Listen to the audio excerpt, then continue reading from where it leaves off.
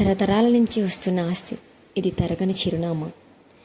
పెళ్ళైనప్పుడు ఎవరన్నా సరే ఏ వస్తువు పెట్టుకెళ్ళినా పట్టుకెళ్ళకపోయినా ఇవి మాత్రం డెఫినెట్గా పట్టుకొని వస్తాం కదా.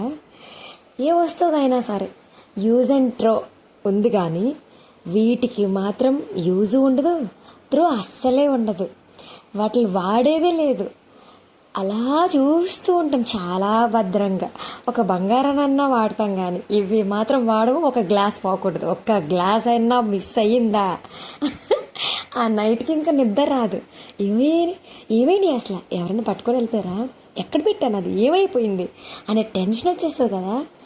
నాకు అలానే అనిపిస్తుంది. ఇయర్లీ వన్స్ మనకి ఇవి తోమటానికి ఇవన్నీ సర్దడానికి చాలా కోపం చిరాకు వస్తుంది కదా కొంతమందికి.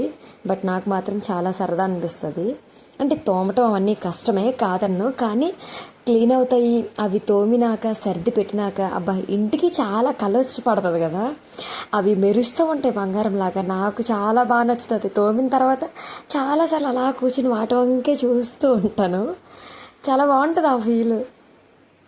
ఈ ఇయర్కి అయిపోయింది, నెక్స్ట్ ఇయర్ చూడాలి మరి.